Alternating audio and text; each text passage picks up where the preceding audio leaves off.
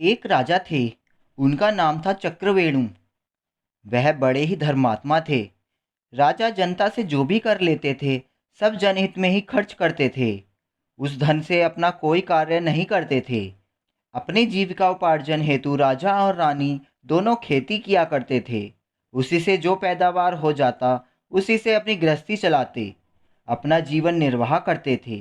राजा रानी होकर भी साधारण से वस्त्र और साधारण सात्विक भोजन करते थे।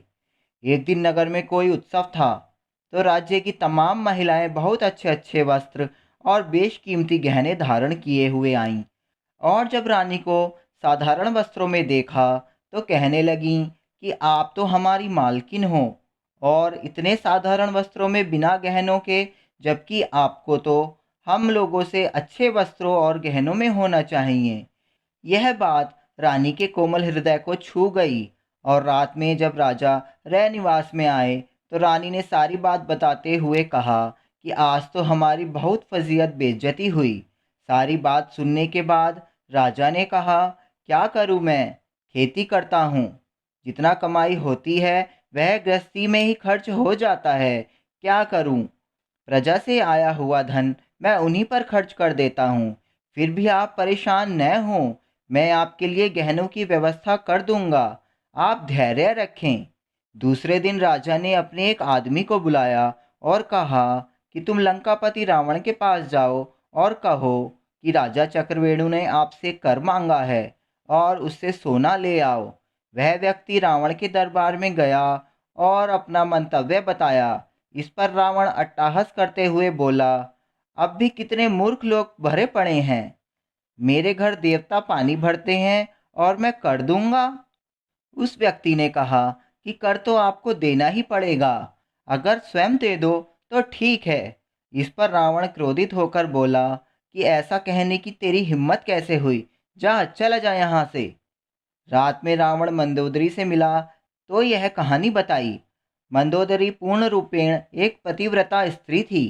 वह सुनकर उसको चिंता हुई और पूछी कि फिर आपने कर दिया या नहीं? तो रावण ने कहा, तुम पागल हो? मैं रावण हूँ।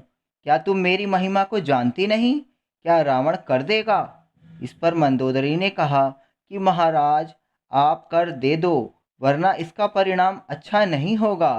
मंदोदरी राजा चक्रवेणु के प्रभाव को जानती थी, क्योंकि वह पतिव्रता स्त्री थी। रावण नहीं माना। जब सुबह उठकर रावण जाने लगा, तो मंदोदरी ने कहा कि महाराज, आप थोड़ी देर ठहरो, मैं आपको एक तमाशा दिखाती हूँ। रावण ठहर गया। मंदोदरी प्रतिदिन छत पर कबूतरों को दाना डाला करती थी।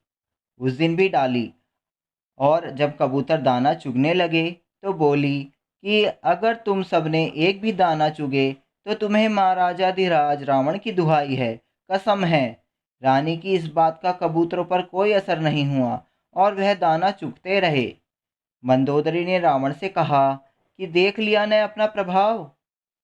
रावण ने कहा, तू कैसी पागल है? पक्षी क्या समझे कि क्या है रावण का प्रभाव?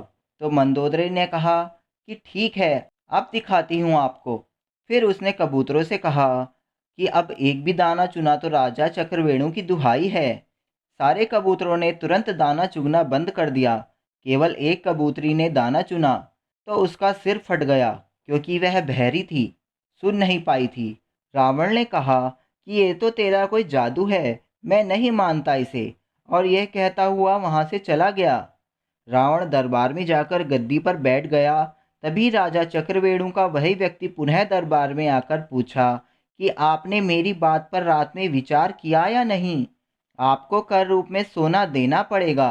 रावण हंसकर बोला कि कैसे आदमी हो तुम? देवता हमारे यहाँ पानी भरते हैं और हम कर देंगे? तब उस व्यक्ति ने कहा कि ठीक है, आप हमारे साथ थोड़ी देर के लिए समुद्र के किनारे चलिए। रावण किसी से डरता ही नहीं था, सो कहा, चलो, और उसके साथ चला गया। उसने समुद्र के किनारे पहुंचकर लंका की आकृति बना दी, और जैसे 4 दरवाजे लंका में थे, वैसे दरवाजे बना दिए, और रावण से पूछा कि लंका ऐसी ही है ना? तो रावण ने कहा, हाँ, ऐसी ही है। तुम तो बड़े कारीगर हो। वह आदमी बोला कि अब आप ध्यान से देखो, महाराज चक्रवेणु की दुहाई है। ऐसा कहकर उसने अपना हाथ मारा और एक दरवाजे को गिरा दिया। इधर बालू से बनी लंका का एक हिस्सा बिखरा, उधर असली लंका का भी वही हिस्सा बिखर गया। अब वह आदमी बोला कि कर देते हो या नहीं, नहीं तो मैं अभी हाथ मारकर सारी लंका बिखेरता हूँ। रावण डर गया और बोला, हल्ला मत कर, तेरे को जितना चाहिए चुपचाप लेकर चला जा। रावण उस व्यक्ति को ले जाकर कर के रूप में बहुत सारा सोना दे दिया। रावण से कर लेकर वह आदमी राजा चक्रवेणु के पास पहुंचा और उनके सामने सारा सोना रख दिया। चक्रवेणु ने वह सोना रानी के सामने रख दिया कि जितना चाहिए उतने गहने बनवा लो।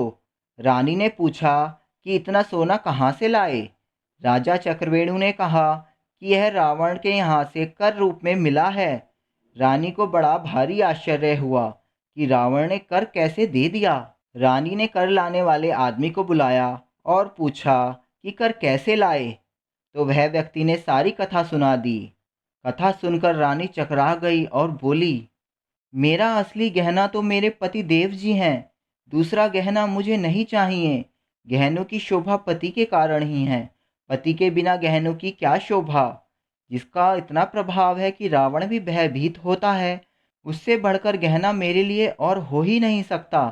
रानी ने उस आदमी से कहा कि तुम जाओ, यह सब सोना रावण को लौटा दो और कहो कि महाराज चक्रवेणु तुम्हारा कर स्वीकार नहीं करते।